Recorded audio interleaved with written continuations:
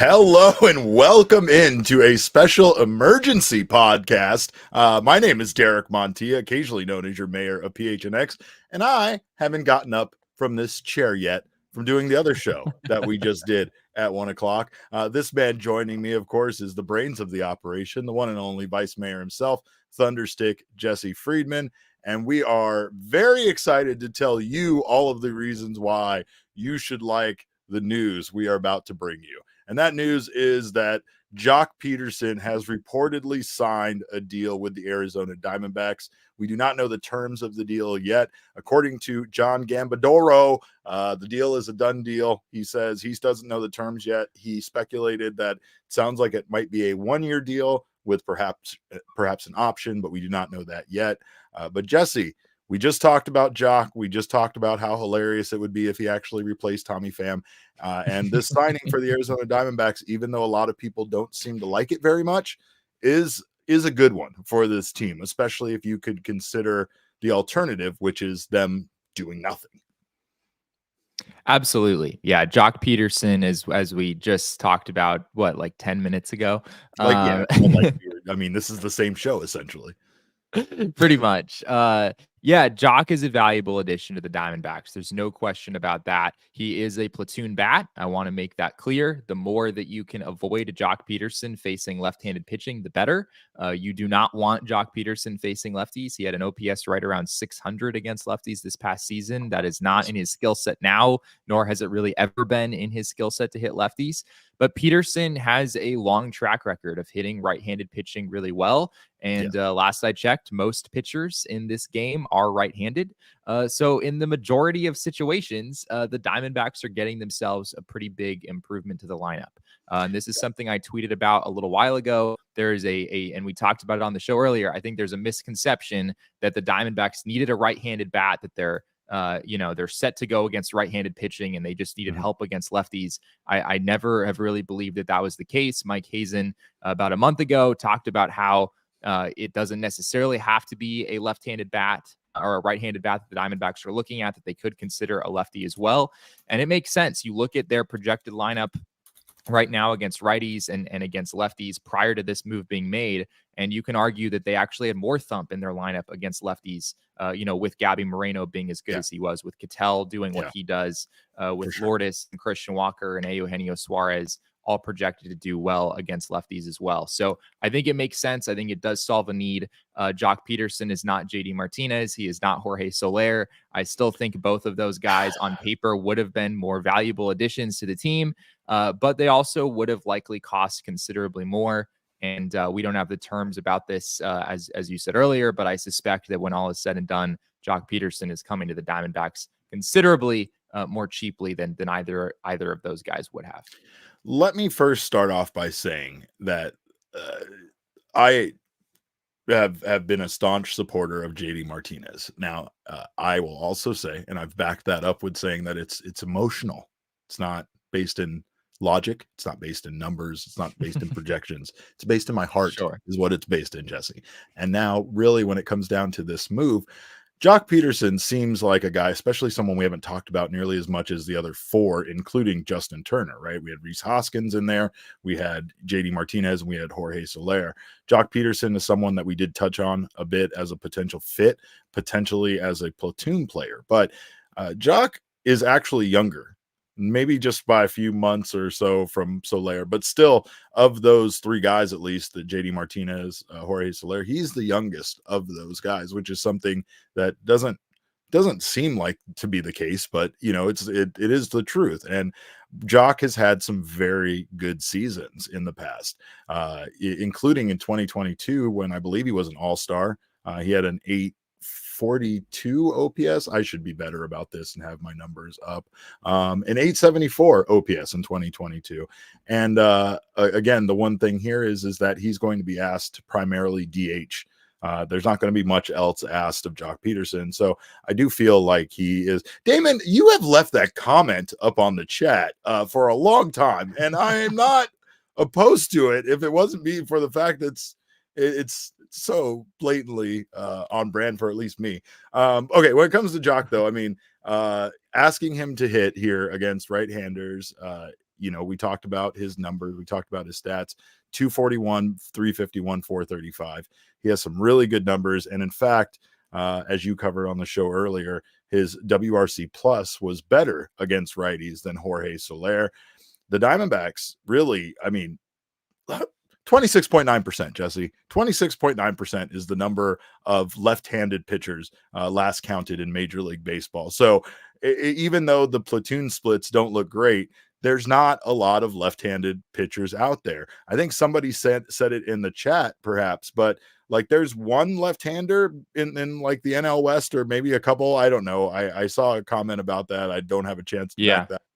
It's not like ultimately at the end of the day they're going to have to face a lot of left-handed pitching versus right-handers, and that means Joc is going to be considerably valuable to this team and to this lineup. Yeah, that's something that Buster Olney also tweeted about earlier, as far as this move kind of making sense for the Diamondbacks. If you look at the rotations of other teams in the NL West, you really don't see a whole lot of lefties. He laid it out in a tweet. James Paxton, whom the Dodgers just recently acquired, he, as of right now, is the only lefty that's projected to be in the Dodgers starting rotation. You'll go to the Giants. Kyle Harrison, I think, has a chance to make the team.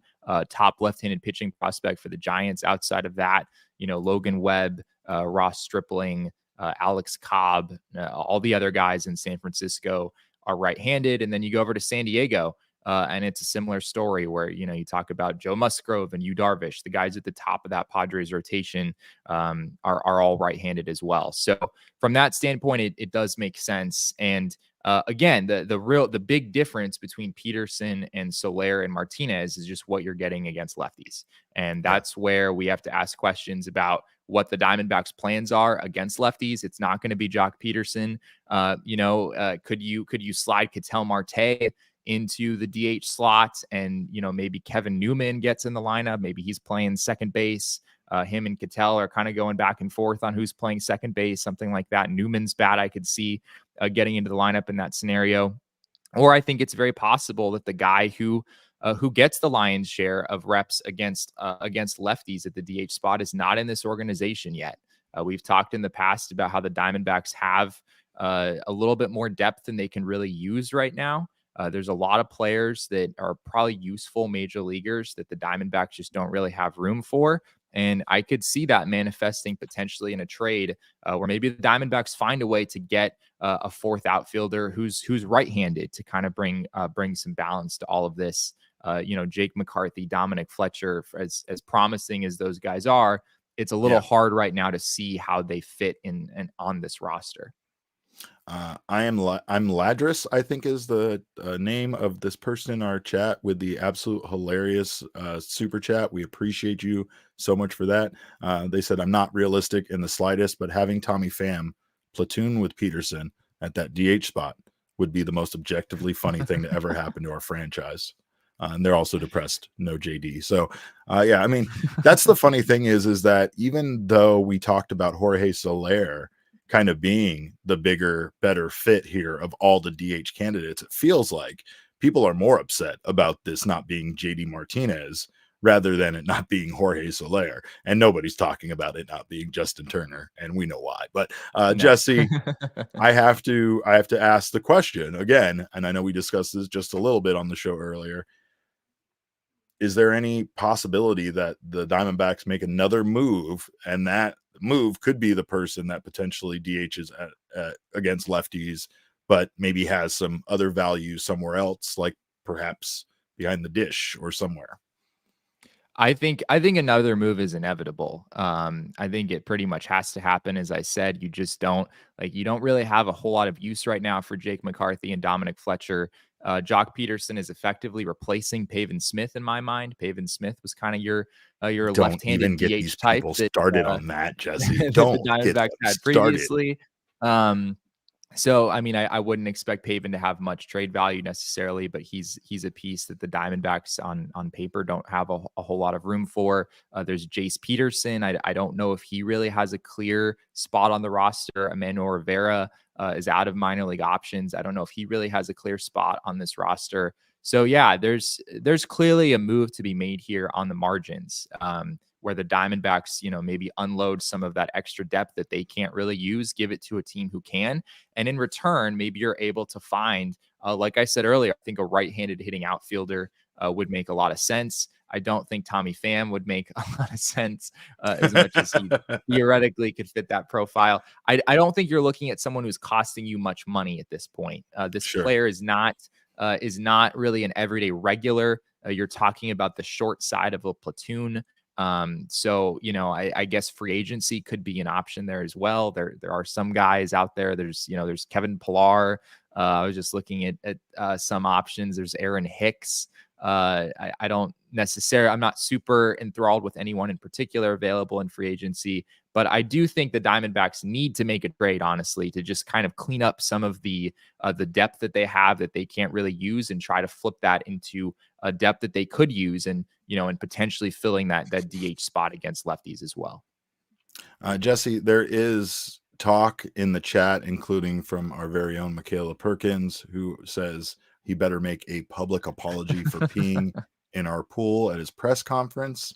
And she says, I swear to God. Yeah, there's some history there. I mean, Joc has played in the NL West against the Diamondbacks quite a bit, and there's a lot of people that are not happy with the signing for multiple reasons. Our very own friend and collector, Rock Knowledge, is furious right now. He won't even talk to me. He yelled at me in our group chat, and now he just refuses to speak to me, as if I was the one that made the move about Joc Pederson. I was just trying to say, ultimately, at the end of the day, we needed to make a move, and the Diamondbacks, of course, do have some more moves to make. Like you said, they have the capital to do so. They have the ability to kind of part ways with certain guys at this point, even if it ends up costing them. They have shown already that they aren't afraid to move on from guys that cost them a lot of money if those guys are potentially holding them back from being a better team. So I do think that you're right. I think some more moves are inevitable at this point. But I think that you just got to get to a point where this team is better with Joc Pederson as a part of it. Like, you don't want him maybe out there defending anymore, even though, like I said, he had more receiving yards on his high school football team than Devontae Adams. But that's a whole other thing. That's a whole other thing that still doesn't make sense to me. But there is a lot of value here in him at the plate. And I mean, again, we talked about his peripherals earlier. His peripherals and his, baseball savant page, very sexy, very hot. A lot to get excited about when you look at all of the red that they have on that baseball savant page. Absolutely. Yeah. I mean, we showed it earlier in our previous show. Joc Pederson's ex-WOBA in 2023 was almost identical to JD. So in terms of just the quality of contact, he was right up there with both of those guys. Granted, he's being protected from lefties very heavily, whereas Soler and JD Martinez, of course, are facing pretty much anyone and everyone. So he's not as valuable of a hitter as either Soler or Martinez. I don't want to make it sound like I'm saying that, but there is a lot of evidence, as we discussed earlier, that Joc Pederson didn't have the down year, at least to the extent of down year that it might look like he had in 2023. The numbers on the surface aren't going to blow you away. But he's hitting in San Francisco. It's obviously a very, very difficult place to hit home runs. There's a savant page that we showed earlier. I mean, these are legit numbers, right? A 52.2% hard hit rate. That was in the 96th percentile. His expected batting average was 264. His expected slugging was 481. You compare those with his actual numbers, and there's some pretty big differences there. So even from a walk standpoint, he was in the 91st percentile in walk rate. He doesn't strike out a lot. His strikeout rate was below the league average. So there really is a lot to like here. It's just against righties, right? It just everything with Joc Pederson comes with that stipulation, and that's not a game that you have to play with Martinez and Soler.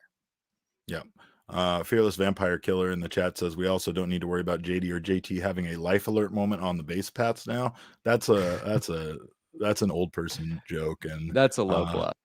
I'm gonna, as a 42-year-old, I'm gonna defend those two men. But no, I mean, again, that's something else that Joc Pederson actually does really, kind of bring here, is the fact that he is younger than those guys, and there's the potential for him to have the season, especially when you look at that baseball savant page. to have the season like he had in 2022 more likely than he had in 2023. He hasn't been consistent his career. When you look back, he's had his ups and downs.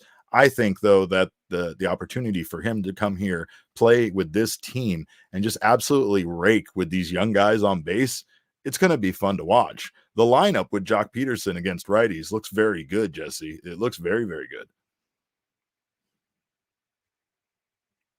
Did Jesse freeze? I don't know. Nope, he is freezing. I was frozen. You were frozen. You were frozen. But I have no idea what you just said. Oh, that's fine. Let's take a look at the projected lineup with Joc Pederson in it, because it looks very good, like I said, against right-handed pitching. Yeah. This is my best guess. And so please, nobody be too hard on me for like, oh, you should put this person here or whatever. But yeah, we have Corbin Carroll, Ketel Marte, Christian Walker, Joc Pederson in the cleanup spot. Then it's Lourdes and Suarez in the 5th and 6th spots. And then Gabby Moreno, Alec Thomas, Geraldo Perdomo rounding out the lineup. There are no clear downsides in this lineup, really, right? Gabby Moreno showed an ability to hit right-handed pitching toward the end of the season. Alec Thomas is certainly young and still developing and could improve. Eugenio Suarez had a bit of a down year in 2023 offensively. Gurriel didn't hit righties especially well in 2023. I think there's a chance that those numbers could tick up.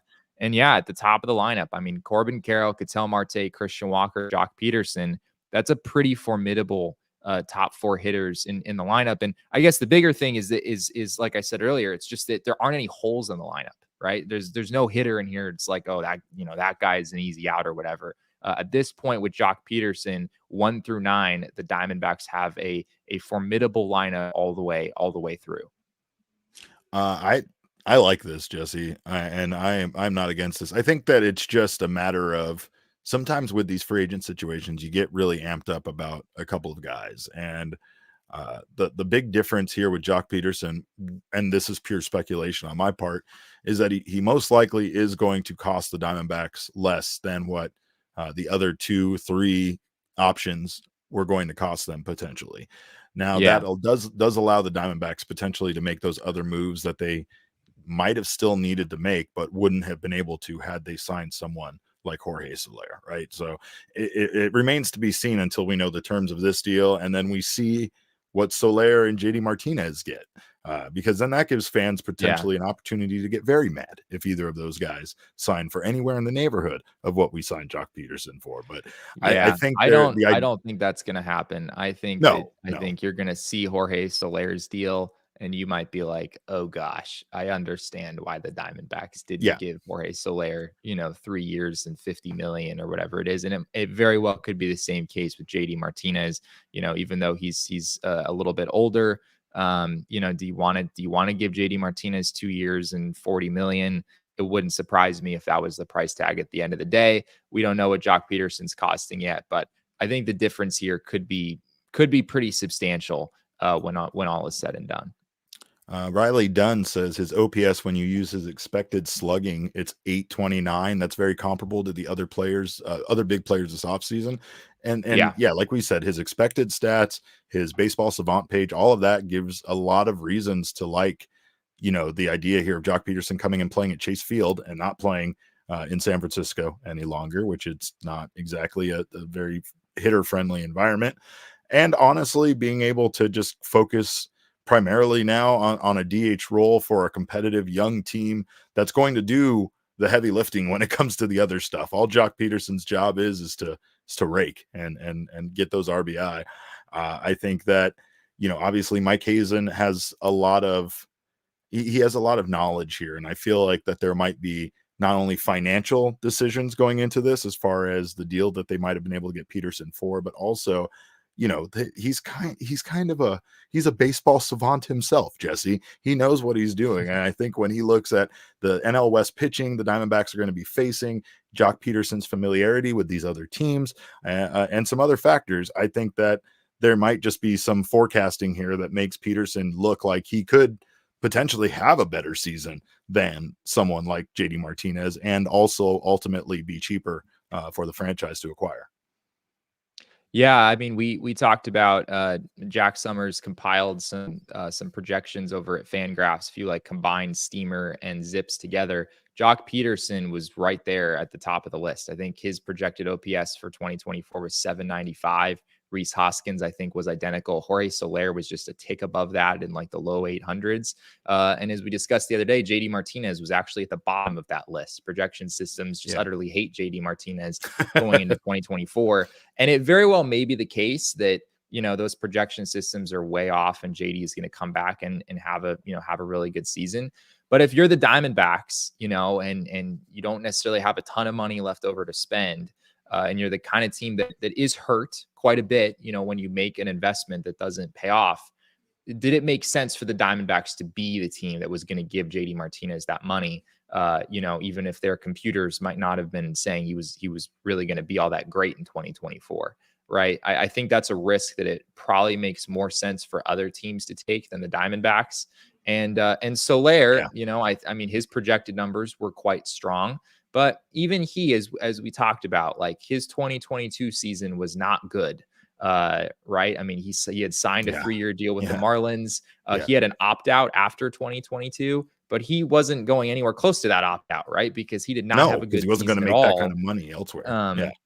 Yeah, and I mean, obviously, it made sense for him to come back, and he had a great season in 2023. But he hasn't really been the model of consistency either. Joc Pederson, you know, not necessarily the model of consistency in his own right, but you're paying less here, and you're fixing what I view as a big need and adding some thump against right-handed pitching, and you've still got some things to figure out against lefties, but.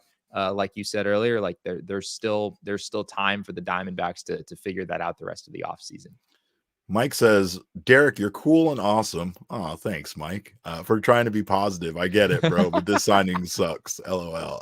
Yeah, I get it, Mike. Well, and again, it's not the signing I wanted, if I'm being honest about it, but it's the signing that we have, right? And I guess the positive spin here is my true fear was that they wouldn't do anything at all, that they would assess their positional needs, maybe bring in a relief pitcher, figure out who they were going to have a backup catcher, and then call it a day. And honestly, that was probably going to be the biggest mistake that they could have made. Bringing someone like Joc Pederson in does improve this lineup. And I know that people aren't excited about it, nearly as excited as some of the other options. And I get that. It still means, though, that in reality, we're no longer talking about if the Diamondbacks are going to sign a DH. We're more talking about that they have. And let's see the impact that he has. And as the season plays out, we'll get to play fun games comparing Joc Pederson to Soler and Martinez, wherever they land. But for the time being, at least the Diamondbacks have done something to assess that need. I think it was Goldschmidt Happens on Twitter was saying that he's, you know, and again, this is just one of those situations where the feedback is generally negative. And some of the feedback is, you know, like, oh, there goes Ken Kendrick again, not spending money, not doing anything to improve the team. And like that couldn't be further from the truth in regards to what the Diamondbacks have done this offseason. They made it to the World Series, and the Diamondbacks have gone out and directly assessed every single one of their weaknesses. And they have tried to do something to, you know, improve the team in every one of those ways. Are they able to go out there and sign Shohei Ohtani and Yamamoto? No. You know, few teams were. In fact, there was only a handful of teams in the running, and none of those teams were most likely going to be able to do what the Dodgers have done this offseason. There is something that is very wrong about what the Dodgers are doing versus what the rest of Major League Baseball is doing. So with that being said, it's hard to compare us to them within the same division. You can't say, though, that the Diamondbacks haven't gone off and had a good offseason, including this signing of Joc Pederson. I think this firmly moves them, as far as Jesse's survey question the other day, into the A category. Maybe it's an A minus, you know, maybe it's not that A plus that we probably all would have felt. If some people are going to be, some people dislike Joc Pederson to the point so much it's going to go down to a C. They were like, we were at a B, but now it's a C. Now it's you're done. But Tim in the chat says, Derek, Jesse, this means we're signing Gary Sanchez, right? Oh, I wish that was the case, but somebody, and we did talk about Twitter that. asked, this was the exact combo. We did we were literally talking about, we were literally talking about like, well, Gary Sanchez wouldn't make a ton of sense if you were getting like JD Martinez, but if you get Joc Pederson, then you know, Gary Sanchez could kind of help fill in that DH spot against lefties, where you'd certainly still want Gabby Moreno in the lineup. He could help back up against righties. Do I expect that move to happen? Not really. I'm skeptical that the Diamondbacks have a whole lot of money to spend at this point. Not that Sanchez would be hugely expensive, but I'm not really expecting them to spend much of anything on a backup catcher, given that they already added Tucker Barnhart on a minor league deal. We've talked a little bit about what he could bring to the team. One thing I do want to point out: last season, I just looked this up. Last season, Diamondbacks designated hitters in that DH spot for the Diamondbacks hit 218, 286, 390. Ew. They were at minus 1.4 wins above replacement from the DH slot in 2023. That ranked 29th in all of baseball. Joc Pederson is just we made the World somehow. And the DH spot in the postseason continued to be not a very productive spot for the D-backs. Joc Pederson is such an enormous upgrade, really, over what the Diamondbacks got from that spot last year. Yeah, and I think that's the assessment here, at least. But I get it. People don't like Joc. It's not going to be something that changes. I will say this to at least end this conversation, or at least compare it to last year. Evan Longoria was a guy that we weren't excited about. And to be honest, Evan Longoria was a delightful member of this team that contributed in many ways. Tommy Pham was a guy that when they signed him, we were, or when they got him, when they picked him up, it was like they traded for him. It was questionable at best, and a lot of the same things that you hear, including the same story that follows both of these guys around about each other. It was like, is he a good fit for the locker room? Is he this or is he that? Pham ended up being an absolute leader for this team down the stretch and in the clubhouse. And he was one of our favorite people to speak to as far as players to interview. I will withhold judgment until we actually start seeing results during the regular season. The only thing that we can do right now is take a look at those numbers that Jesse presented, how he's going to improve this lineup, and hope that maybe what we see is him kind of have one of those bounce back years like he has had over the length of his career, where he can kind of have a down year and then next year putting back up the same numbers that he was, so I think that the change of environment here could be a great fit for him. And I do think that he should apologize for peeing in the pool. That's absolutely something that he should do. But once he does that, we're cool. Yeah. I mean, from like an emotional standpoint, I fully understand fans who were completely in love with JD Martinez and like not very in favor of Joc Pederson at all, because Joc Pederson played for the Dodgers for a long time, right? And the last couple of years he spent with the Giants. Like this has been he has been an NL West nemesis for Diamondbacks fans for a very long time. And it takes some time, right, to kind of get over that and sort of adopt someone like that as your own. So for people feeling that way, I fully understand. I think on paper, this is a smart move for the Diamondbacks. But as we said earlier, it's something that probably should be followed by something else. Not a big move. I don't think they're going to go get JD now and get, both of them. Right. I don't think they're going to do anything big, most likely in any capacity for the rest of the offseason. You're probably looking at moves around the margins, but there is a world where the D-backs make a smart trade, and this move that already makes a good amount of sense makes even more sense at that point. As someone pointed out earlier in the chat, Jesse, the moves will inevitably happen this weekend because you're going on vacation. So correct. Of course, yes. Any follow-up moves will happen while I'm gone. The press conference will certainly happen while I'm gone. That's so I'm fully prepared. I'm fully prepared for all of that. That's absolutely it. Well, there's a lot of discussion about the pearl necklace. The pearl necklaces are absolutely coming over here. I was at that stupid art auction I told you about that I had no business being at. And one of the first items auctioned off, Jesse, was a pearl necklace. And of course, the first person I thought of was Joc Pederson.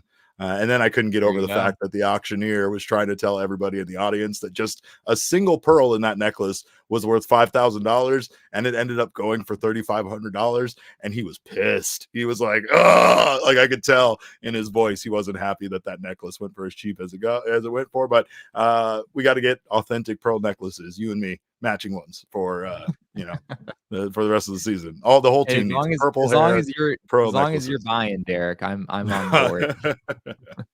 All right. Well, big shout out to all of you in the chat for joining us today. We appreciate you guys for stopping by. We will have more information on this. Hopefully tomorrow we will have some terms on this deal, and it will hopefully a little bit more confirmation. And if for some reason this deal doesn't happen, it's all Gambo's fault. Every bit of this is Gambo's fault, and we take no responsibility on basically doing this podcast. But of course, you can follow us on Twitter. I'm at Cap_Caveman with a K. Jesse is at Jesse N. Friedman. Of course, Damon is the people's producer. He is at Damon Dog. That's DAWG. We are Damon's dogs.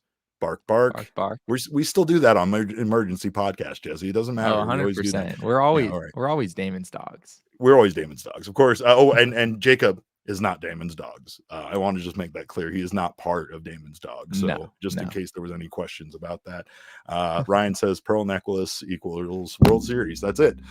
I'm so excited. I'm smacking my microphone around. But anyway, big ski to you all. Thank you guys for being here. Of course, you can follow our show at PHNX_DBacks, but all roads do lead to at PHNX_sports on Twitter, Instagram, and Facebook.